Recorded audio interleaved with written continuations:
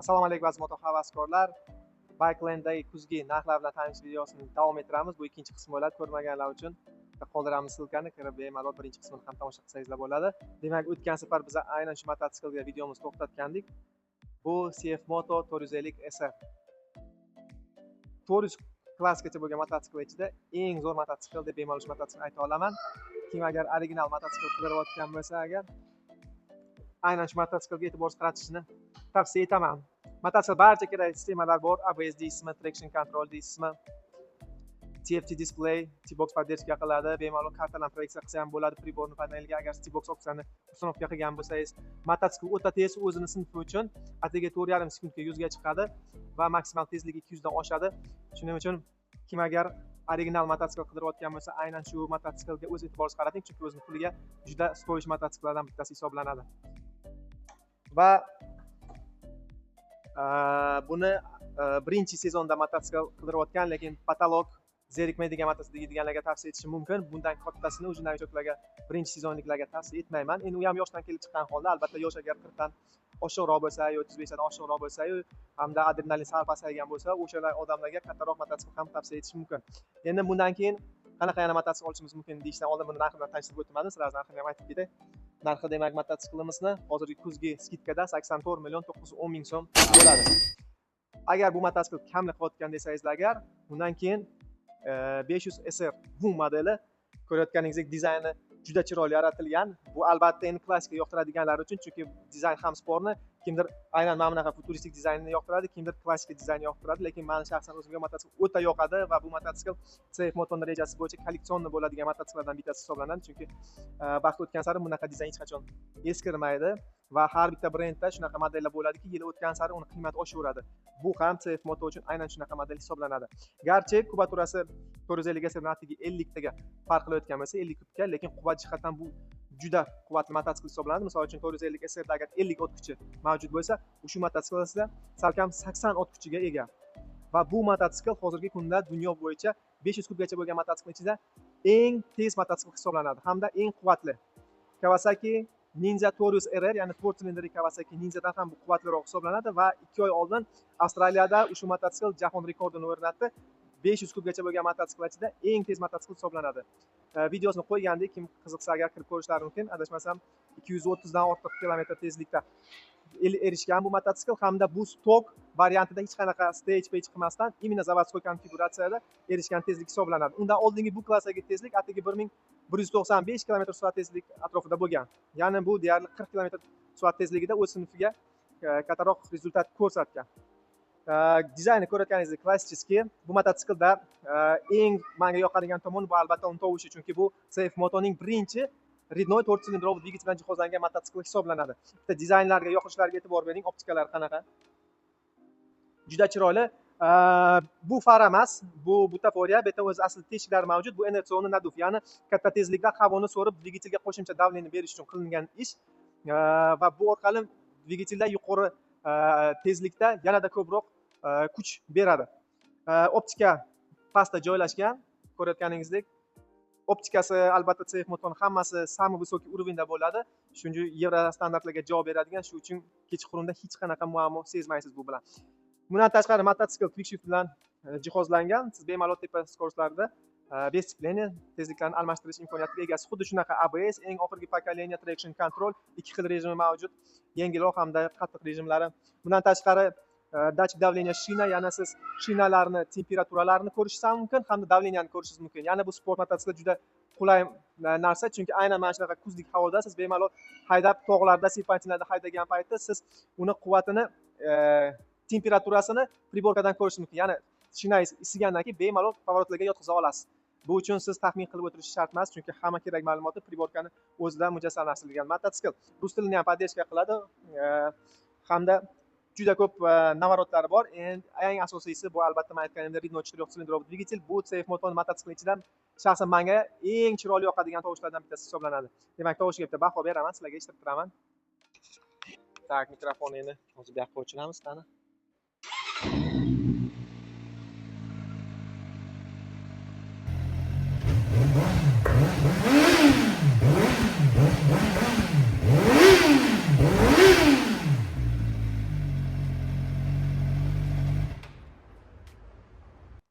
Mana shunaqa chiroyli tovushga ega bo'lgan mototsikl. Ikkita glушитель. Xullas, o'zini klassidagi eng zo'r mototsikl deb hisoblayman mototsiklni. Undan keyingi SR seriyadagi mototsikl bu albatta 675. 675 o'tishdan oldin buni ham narxini aytib o'taman. Demak, hozirgi skidkadami narxi juda zo'r narxlarimiz hozir kuzda. Agar siz yil bo'yi xarid qila olmaydigan bo'lsangiz yo predzakazga xarid qilmoqchi bo'lgan bo'lsangiz agar predzakaz bilan hozirgi kuzdagi narxlarni farqi katta emas, o'rtacha 5-8%dan. Lekin siz bunda kutmaysiz, siz bunda pul tikmaysiz, tayyor mototsiklni bir zumda olib ketish imkoniyatiga egasiz. Demak, buni hozir mototsiklimiz narxi 104 million 200 ming so'm. Eslatib o'taman, 500 gacha bo'lgan mototsikl dunyo ichida eng tez sportdagi hisoblanadi. Demak, keyingi mototsiklimiz bu CF Moto 675 SR. 675 SR bu mototsiklimiz 3 silindrli dvigatel bilan jihozlangan. Dvigatelning kelib chiqishi borib Yamahaning SP3 motoriga borib taqaladi. Garchi CF Moto buni o'zlari ishlab chiqarilgan dvigatel deb aytsa, lekin ko'p joylari ekspertlarning analizlariga asosan aynan SP3 dan Yamahaning MT-09 mototsikllariga, Tracer 09 ga yoki hozirgi R9 sportbaklari qo'yiladigan dvigateldan andoza qilib olingan. Menga ushbu dvigatel shaxsan juda yoqadi, chunki mototsikl dvigateli o'ta rovni, kurchash momentiga, ya'ni оборот oshgan sari kurchash momenti ham oshaveradi. Shuning uchun bu juda послушный, ya'ni mototsiklda katta optikaga bo'lmaganlar uchun bu ancha progressiv. Misol uchun CF Moto 500 SR bu boshqacha. Buni rezka podrifi bor, birdaniga olib ketadi. Bu kichkina zajigalka hisoblanadi o'z klassida. 675 bu tarafdan unga nisbatan anchagina rovni, qulayroq kurchash momentiga ega. Shuning uchun siz buni bemalol prognoz qila olasiz. Mototsikl xuddi 500 SR singari ham quick shift bilan ega, ham ABS, ham traction control, TFT display, T-box podдержкасы, bunga ham priborkasini o'zida. Agar T-box o'rnatilgan bo'lsa, bemalol siz kartalarni chiqarsangiz bo'ladi, yo T-box orqali polni kontrol qilsangiz bo'ladi. Qancha yoqilg'i bakingiz bor, uyda divan ustida yotgan holatda qancha probegga yetadi, diagnostika qilsangiz bo'ladi. Divan ustida yotgan holda polni mototsiklni diagnostika qilish imkoniyatiga ega. Bundan tashqari telemetriyalarni ko'rish mumkin. Qaysi marshrutlar bo'yicha qachon yurgansiz, 1 oy oldin, 2 oy oldin, yarim yil oldin o'rtog'ingizga mototsikl bergan bo'lsangiz, rejimda yana qanaqa tezlikda haydayapti, necha marta unda ABS ishladi, qanaqa reski uskaringlar berdi, hamma ma'lumotni olsangiz bo'ladi ushbu qurilma orqali. Demak, mototsiklda xuddi SR bunga bo'lgan opsiyaning hammasi mavjud va agar SR bunda rulevой дефект ba'zi komplektatsiyasiga ketadi, 675 ga siz buni dop opsiya tariqasida uстановка qilishingiz ham mumkin bo'ladi. Bundan tashqari o'sha T-boxni ham uстановка bo'ladi. Shu ikkita opsiyasi ushbu mototsiklda mavjud. Dizayn tarafdan, конечно, bu ko'pchilikka ma'qul va bitta narsani aytib o'tishim mumkin. Aynan yaponskiy mototsikl minganlar ushbu mototsiklni rosa maqtashadi, chunki o'zini odnoklassiga 600 kublik bo'lgan sportbayklarga nisbatan bu ancha yengil his etiladi. Bu eski darajada 400 taliklardan desam ham, yaponskiy 400likdan ham ko'ra bu yengilroq sizga his etiladi, chunki mototsikl o'ta yengil va boshqaruvga oson qilib yaratilgan. Tak, narxiga to'xtaladigan bo'lsak, hozirgi narx buni prosta bomba narx. Kim agar sportbayklar qiziqayotgan bo'lsa, predzakazdan qilganlar ko'psida Xitoyda xudo xolos mototsikllar kelishadi, lekin yana bitta imkoniyat, kim agar predzakaz xohlamasa, sal qo'shib siz buni наличиеda hozir kuzgi narxlarimizni olsangiz bo'ladi. 106 million 600 ming so'm. Bu 2 yil garantiyasi bilan globalniy versiyasi mototsiklni. Xullas, servislari ham hammasi CF Motoda o'zimizda mavjud. Servisda ham faqat original ehtiyot qismlardan foydalanamiz. Ya'ni o'sha воздушный filtrlar bo'ladi, moy filtrlari bo'ladi, CF kolodkalar hammasi originallari olib kelib qo'yganmiz. наличиеda bor. Tez servisiz bitib ketadi. Demak, 675 SR zo'r, lekin ko'pchilik streetlarni yaxshi ko'radi. Ana endi sizlarga 675 dan keyin chiqqan modelni ko'rsam, o'shaning bazasida yaratilgan 675 NK modelimiz. 675 NK ni ko'rayotgan bo'lsangiz, juda 800 NK ga o'xshab ketadi. Afsuski 800 NK larimiz qolmadi. O'tgan videoda ulgurmadik. Afsuski ungacha sotilib bo'ldi hammasi. Tak, demak, 675 NK. Men buni 800 ga qiziqadiganlarni ham ko'psini harakat qilaman aynan shu modelga o'tishni, chunki 800 mingga nisbatan, конечно, 800 bu street bike'larning ichida CF Moto eng flagmani hisoblanadi. 675 bundan anchagina arzonroq, deyarli 20-30% ga arzonroq mototsikl hisoblanadi, lekin kuch-quvvatdan deyarli katta mototsikl bir-biriga juda o'xshaydi, faqat 800 NK da KT motor bo'lgani uchun xarakteri anchagina narvist, ya'ni kurchash momenti sizda pastdan beradi. Любой передачада gazni sal ko'p bersangiz oldin ko'taradi. Bu mototsikl esa xuddi Yamahani SP03 motoriga o'xshagan juda rovni, ya'ni оборот oshgan sari quvvat bo'ladi. Shuning uchun prognozирование novichoklarga juda qulay. Bu o'sha 675 ga aytilgan narsalarning barchasi shu mototsiklda bu, faqat buni posadkasi street bo'ladi, ya'ni qulayroq. Bilmaydiganlar uchun rul teparoq o'rnatilgan, siz bunga engashib, kitlaringiz ham charchamaydi, posadkangiz ancha удобный, hamda podnoshkalar orqada emas, podnoshkalar oldinga siljigan bo'ladi. Shuning uchun posadka tarafdan bu ancha qulay va shaharda manevr qilishga qulay mototsikl hisoblanadi. Lekin aerodinamikasi sportbaykga nisbatan pastroq bo'ladi buni. bundan keyin rulevoy denfi ba'zi komplektatsiyada ketadi. Ya'ni sizga bunga dop opsiya kerak emas. Xuddi shunaqa T-boxni ham o'rnatishingiz mumkin bo'ladi. Tovushni eshitiraman, chunki 675 ni eshittirmadim, balki videoda ko'pchilik aytadi, tovushni eshitmadim. Motorlar ikkalasi bir xil, texnik jihatdan mototsikllar bir xil, faqat bu street variant, bu sport variant. Shuning uchun bitta tovushiga buni ham baho beramiz. Keyin zo'r menga yoqadigan tomoni, hozir priborkani yoqib boraylik. Yoqadigan tomoni barcha mana bu uje katta kubatoralik CF motorlarda avtodavodchik turadi, ya'ni avtostartni o'zi davat qiladi. Ya'ni tugmani hozir ko'rasiz, bitta bosib o'raman. Buni o'chirdim, o'zi pastini. Bitta bosib o'raman, mototsikl o'zi zavat qiladi. To zavat qilgach, o'zi startini aylantiraveradi. Tovushni endi eshittirishga harakat qilamiz.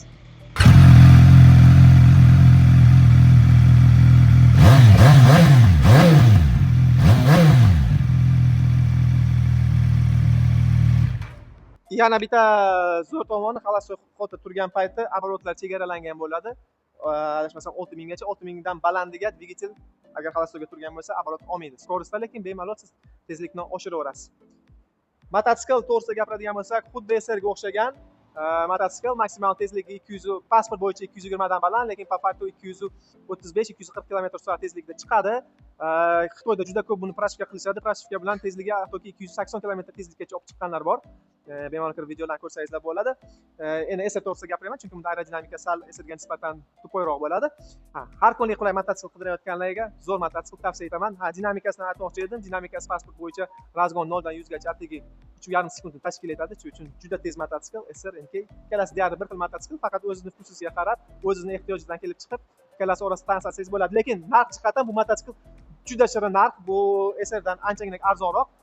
Hozirgi kuzdagi skidkadagi narxi atigi 96 million 600 mingga siz yangi deyarli 700 kubalik 3,5 sekundga 100 gacha chiqadigan mototsikl xarid qilish imkoniyatiga egasiz.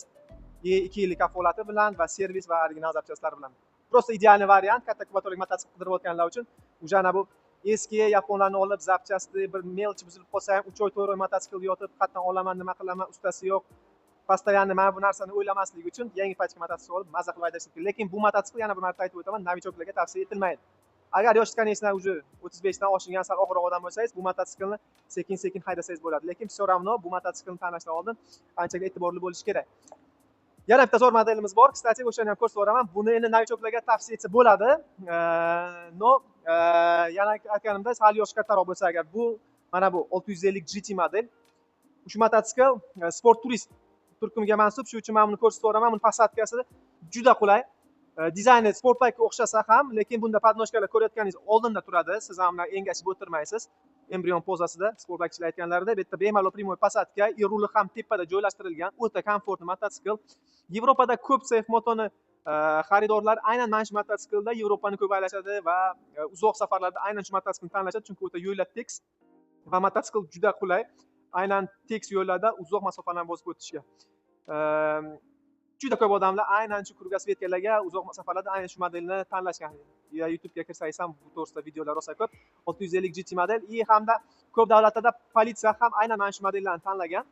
Xitoyning o'zida ham TRGdan tashqari ikkinchi o'rinda aynan mana shu GT modeli politsiya orasida eng ko'p tarqalgan modellardan bittasi hisoblanadi.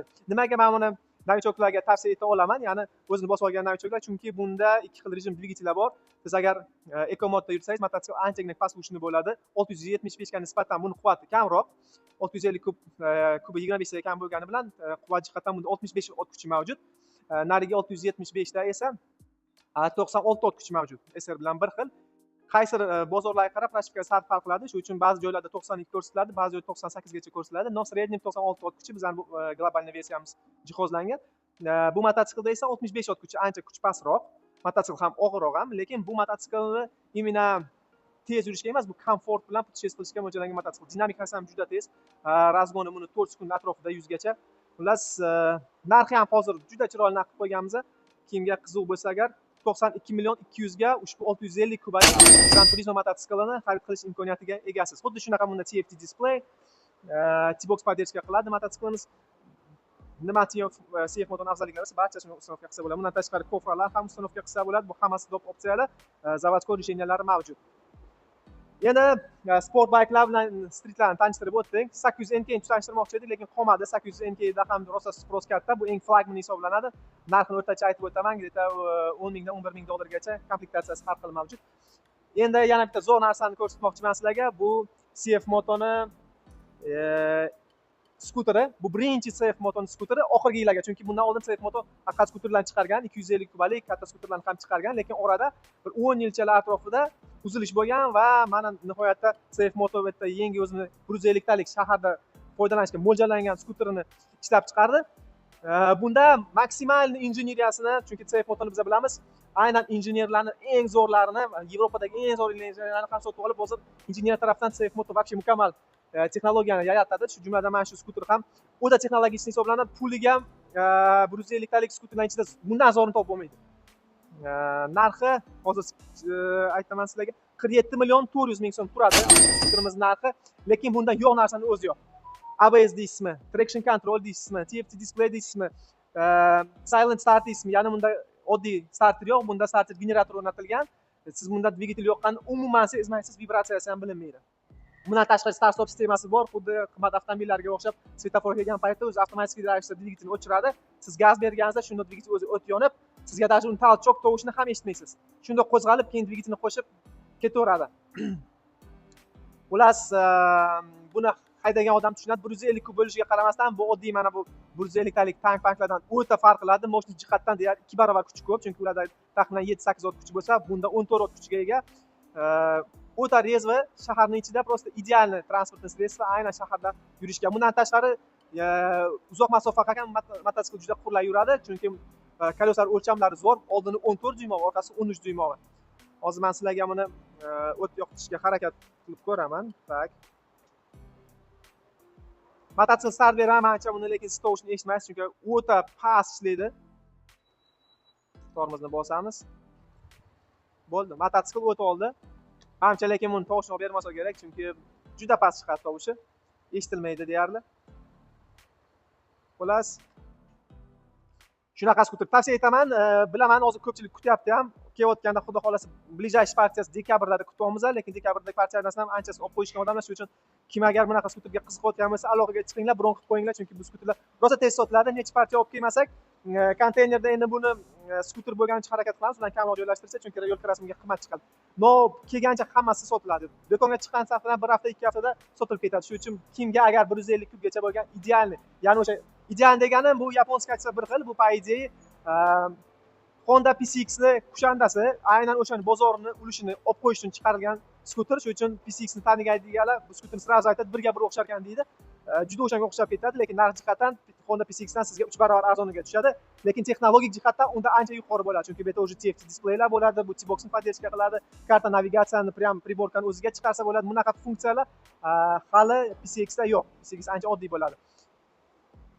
Tak, bo'lmasa bu yoqni tugatdik, menimcha hech narsa qolmadi. Kvadratsikl bagilar qiziq bo'lsa agar yozib olinglar. Men hozir gruba qilib aytaman, kvadratsiklarimiz hozir bizda taxminan 5,5 ming dollardan boshlanib to 24 emas, yana sami 10 modelimiz bor va 38 ming dollargacha variantlarimiz bor. Agar qiziq bo'lsa kommentariyada yozib qoldiring, chunki kvadratsikl baglarning o'zining alohida auditoriyasi bor. Buni hozir gapirib o'tirmaymiz. Ko'pchilik bizda so'ragan narsani endi gapiramiz va hozir aktual bo'lgan narsa bu skuter bez prava va bez nomer miniladigan SYM skuterlarga to'xtalamiz. Bu bizning faxrimiz, chunki sifat jihatdan SYMda O'zbekiston bozorida umuman yaqin skuterlar yo'q. Buni уже dastlabkida anchasi bilib qoldi. Ko'p so'z shu skuterlardan foydalanadi, chunki bular kitayskiy met va buzilmaydigan skuter hisoblanadi. Umuman bizda o'sha bolalar 20 mingdan ortiq yurdi. Skuterni agar bitta artib qo'ysangiz, mana salondan chiqqan bilan deyarli bir xil, bitta shurub, bitta bolti bo'shaymaydi, sifat jihatdan просто bomba aparat. Tak, obzorimizni birinchi bo'lmasa более доступныйroq bo'lgan Orbitdan boshlaymiz. И zaadno narxlar bilan tanishtiramiz, chunki bularni ham narxini ozgina tushirib yubordik, o'zi skidkada sotilayotgan narsa hamda yana korrektirovka qildik, yanada pastroq qildik. Aynan hozir fursati bez prava bez nomer qidirayotgan skuterlarga aynan shuni tavsiya etamiz. Demak, Sim Orbitimiz toza 49 kubalik skuter hisoblanadi. Konstruktiv tezligi 24 km/soat. Shuning uchun bunga prava va nomer talab etilmaydi. Ko'pchilik savol beradi, men o'zim skuterimni olsam, 150 talik skuterimni tezligini chegaralab qo'ysam deydi. Unda yursam bo'ladimi? Yo'q, bu yurish mumkin emas bo'ladi, chunki uni konstruktiv tezligi o'zi 150 talik skuterlarning 85 bo'ladi. Bu skuterlar zavoddan sertifikatsiyasi, barcha sertifikatlarga ega. Kstati, biz ham O'zbekistondan sertifikatsiya qilganmiz. 3 oy vaqtimiz ketgan.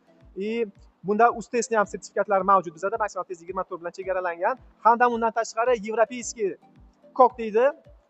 Certificate of Celebrity deydi. Bu Yevrosoyuz uchun ishlaydigan sertifikat. Tak, Yevrosoyuzda ham xuddi bizaga endi amaliyotga qilgan qonunlar Yevrosoyuzda ham ishlab kelmoqda va u yerda ham aynan 25 tezlikgacha bo'lgan transport vositalariga prava nomer talab etilmaydi. Shu uchun ham bu modellar Yevropada sotiladi.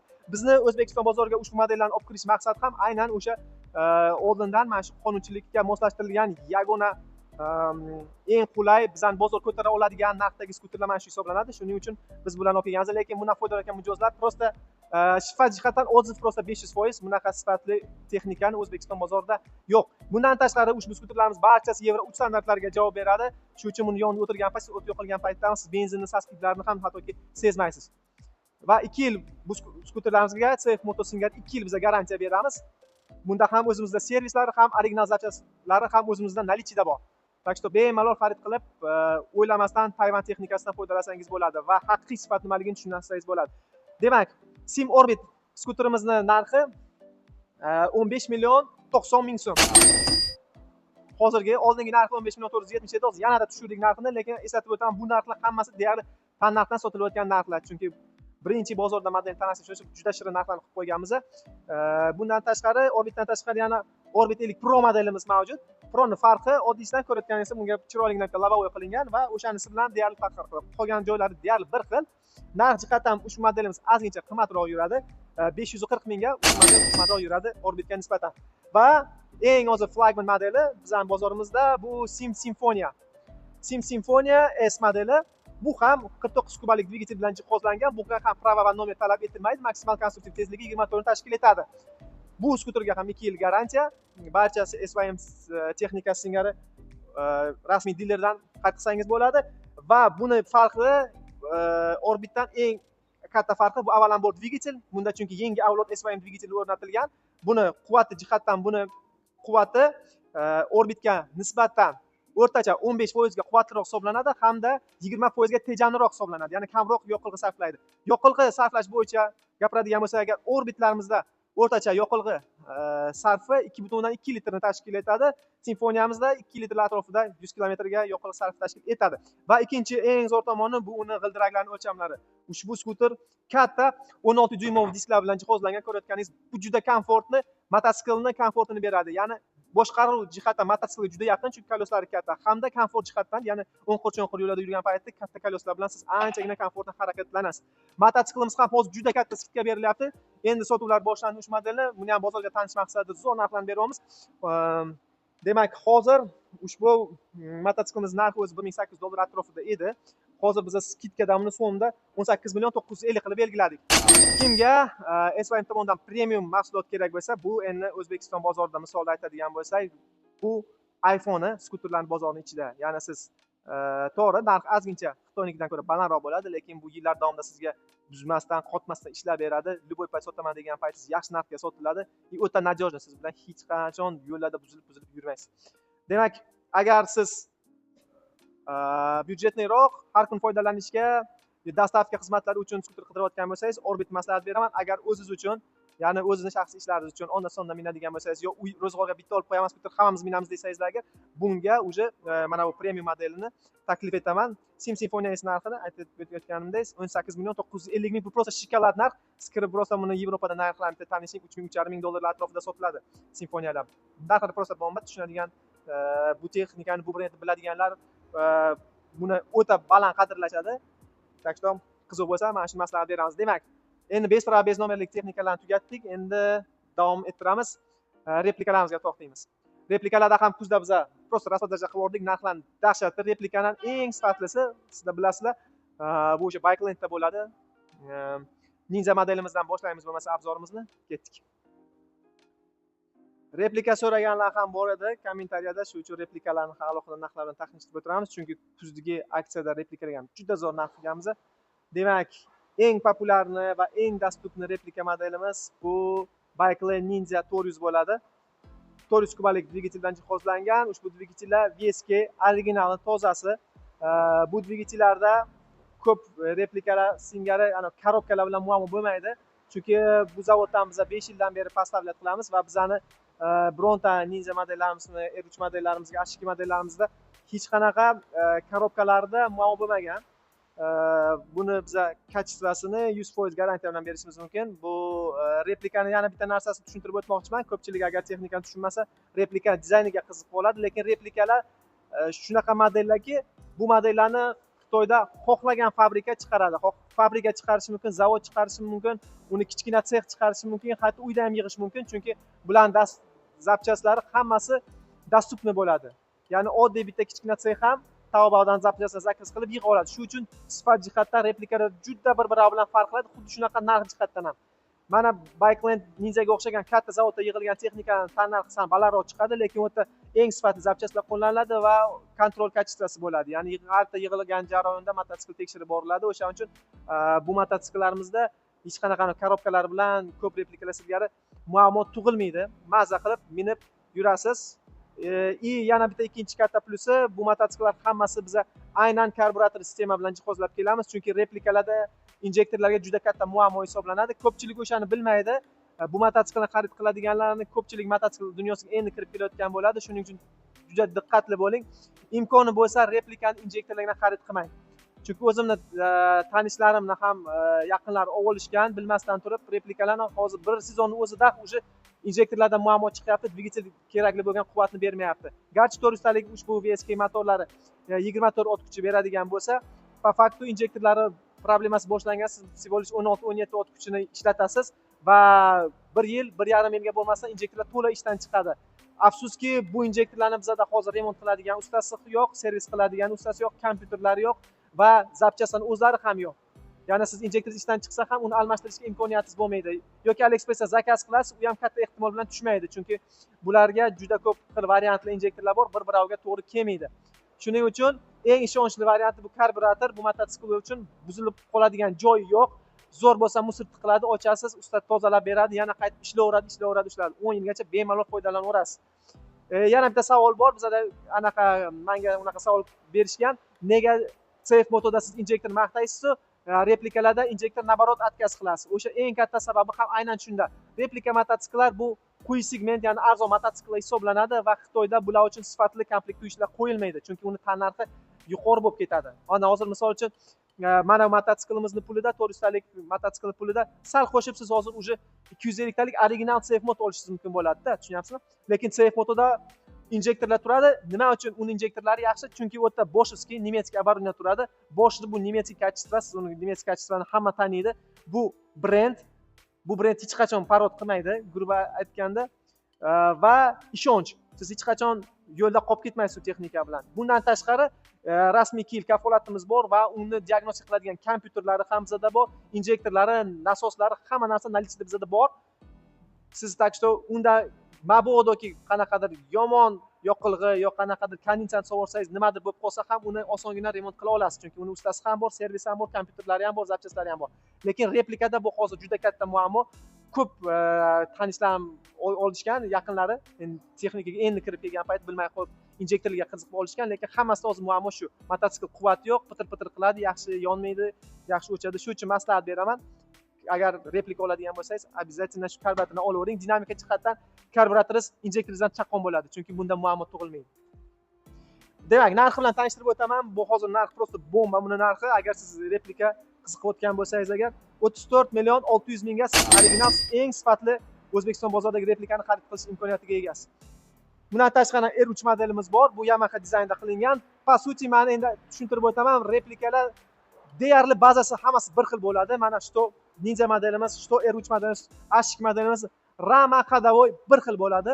Xuddi ana oldingi videoni kim ko'rgan bo'lsa, misol uchun 250 SR, 250 NK, Rama Xadovoy bir xil, faqat dizayniga va fasadkalariga farq qiladi. Bu yerda ham xuddi shunaqa tema. Hamma modellarimiz eng ishonchli Xitoy zavodida yig'ilgan, shuning uchun bu fabrichniy mahsulot, bu oddiy bitta sex, kichkina bitta garaj yiqqan narsa emas. Shuning uchun bular bilan hech qanaqa muammo bo'lmaydi. Demak, R3 modelimiz narxi bilan tanishtirib o'taman. 35 million 850 ming so'mga savdo olishingiz mumkin bo'ladi. Yo H2 modelini tozasi 400 talik VSK motor bilan 37 million 800 mingga xarid qilishingiz mumkin bo'ladi. Bundan tashqari Panigale modellarimiz mavjud. Panigale modelimiz bu yerda hozir bizada 400 taligimiz salonda qolmadi, balki уже tugab bo'lgandir ham, agar bo'lsa agar chiqaramiz. Hozir bu yerda bizada yangi PR 300 motorlik versiyamiz, 300 kubalik Panigalni ko'ryapsizlar. Bu motor quvvati jihatdan deyarli 400 talikka yaqin boradi. Bu 24 ot kuchini beradi. Faqat bunda mo'y sovutish tizimiga ega va narxi juda yengil. Ya'ni siz o'sha LED priborkalar bilan mototsiklni 33 million 250 ming so'mga xarid qilish imkoniyatiga ega. Juda zo'r mototsikl, 3-skorsga уже 100 dan oshadi. Aynan PR 300 bu eng hozirgi kundagi zongchini keng tarqalgan dvigatel hisoblanadi va o'ta sifatli ishlangan va juda tejamkor keyin. O'rtacha yoqilg'i sarfi 3,5 litr atrofida tashkil etadi. Bizda bu yerda hozir byudjetniy modellarimiz bor. Shunaqasiga enduro sportbaga o'tib ketamizmi yo mana qimmat kruizorlardan, bendalardan boshlab 800 talik Madiveylardan boshlab pastga qarab tushib ketamizmi? Shu fikrlaringizni videoda, izohda yozib qoldiring. Xudo xolasa 3-qismimizga bu mototsikl bilan tanishtirib o'tamiz. O'sha qaysi tartibda sizga qiziqroq, o'shani обязательно anaqada yozib oling. Bu yog'i уже byudjetnidan qarab tepaga qarab ketamizmi yoki shunaqa qilib qimmatroq modellarni pastga qarab tushib ketamizmi? Va nimalar ko'proq qiziq yozinglar. Kruizorlar qiziqmi? Sportbayklar, modiveylar, mana endi replikalarni endi sal qimmatroq versiyasi. Bunaqalar qiziqmi sizlarda? Streetlar qiziqmi? Lifa mototsiklarimiz qiziqmi yoki maxi skuterlar qiziqmi? Va moped, skuterlar qaysi biri qiziq bo'lsa agar kommentariyada o'z fikrlaringizni yozib qoldiringlar. Sizdan kommentariy imorat keyingi vyupskni videoga olamiz. Keyingi videolarda ko'rishguncha xayr do'stlar, salomat bo'ling.